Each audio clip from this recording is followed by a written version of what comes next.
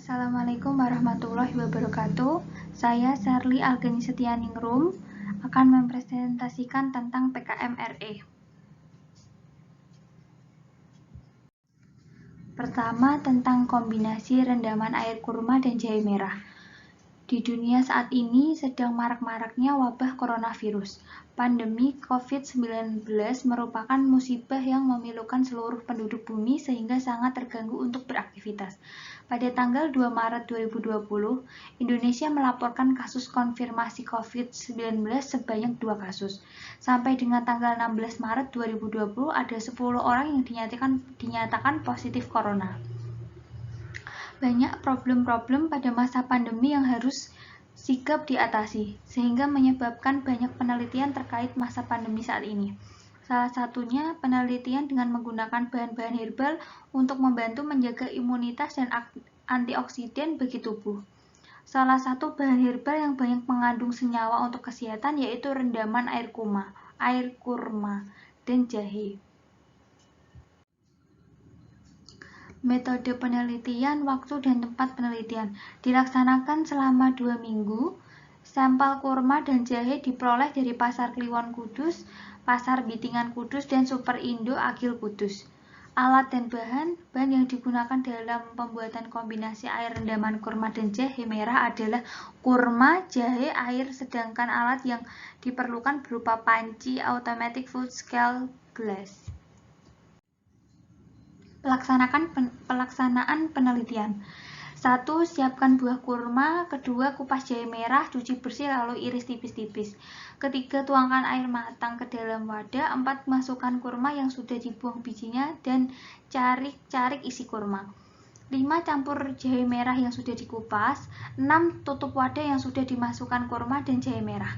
7. Diamkan selama 8-12 jam. 8. Kombinasi air rendaman kurma dan jahe merah siap diminum.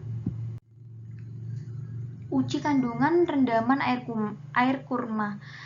Uji kandungan rendaman air kurma dilakukan pada sampel buah kurma yang dilakukan sebelum buah kurma direndam. Uji kandungan buah kurma dilakukan untuk mengetahui kadar vitamin pada sebelum dan sesudah proses rendaman dilakukan. Menurut 1WHO S 2010, buah kurma mengandung karbohidrat yang tinggi sehingga dapat menyediakan energi. Sebagian kandungan gulanya terdiri atas gula 70-73 gram per 100 gram berat kering.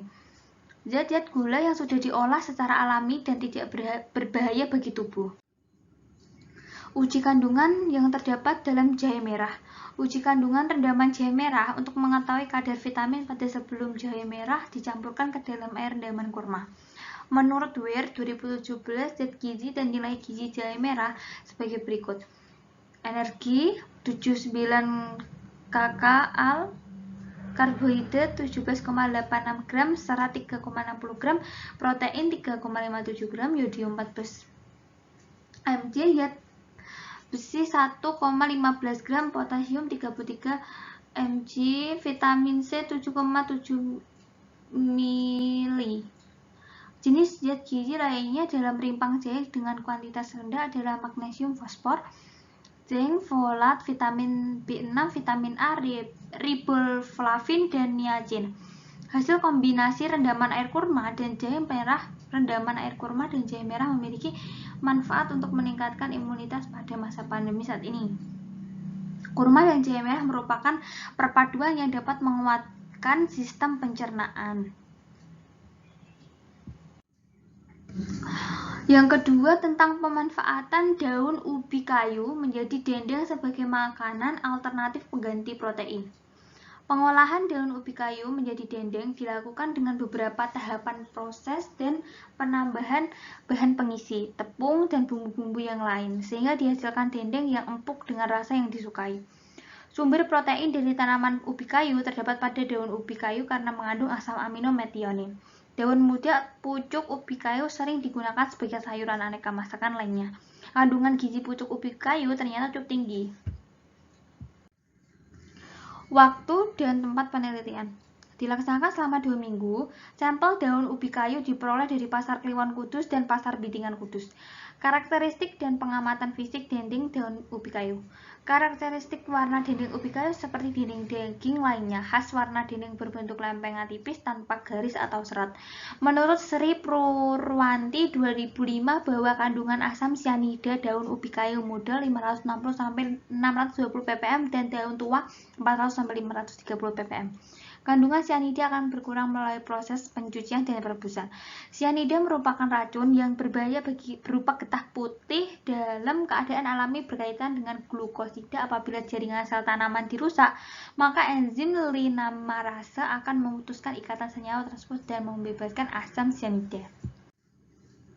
Selanjutnya, pelaksanaan penelitian. Satu bahan baku yang digunakan dalam penelitian yaitu daun ubi kayu disortir, dipilih daun yang muda, dicuci lalu ditiriskan. Kedua, daun ubi kayu direbus selama 30 menit sampai 60 menit sampai daunnya lunak lalu ditiriskan. Tiga, selanjutnya daun ubi kayu dihaluskan dengan menggunakan penghancur sehingga halus. 4. Bahan-bahan penolong seperti bawang putih, ketumbar, bawang merah, jahe, dan lengkuas dihaluskan dengan menggunakan mesin penghancur. Selanjutnya, daun ubi kayu yang telah dihaluskan ditambahkan dengan bumbu halus, telur, tepung tapioka, tepung beras, dicampur jadi satu sampai homogen. Seterusnya dimasukkan ke cetakan dan direbus atau dikukus selama kurang lebih 1 jam. Lalu diangkat dan didinginkan. Setelah dingin, diiris tipis dan dipipihkan menyerupai dendeng daging. Dendeng digoreng dengan menggunakan minyak suhu 120 Celcius, sedang 0 sampai berubah warna. Selanjutnya, uji kandungan dendeng daun ubi kayu. Uji kandungan daun ubi kayu untuk mengetahui kadar kandungan pada sebelum dijadikan dendeng.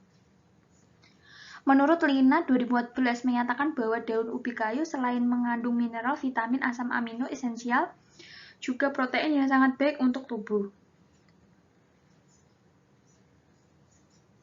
Cara pemasakan juga berpengaruh terhadap kadar protein, di mana pengukusan merupakan cara terbaik dibandingkan dengan pemanasan terhadap kadar protein. Kadar protein dinding daun ubi kayu pada beberapa perlakuan 13,06%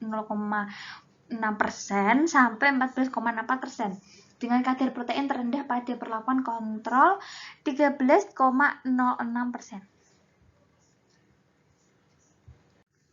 Demikian yang bisa saya sampaikan. Wassalamualaikum warahmatullahi wabarakatuh. Terima kasih.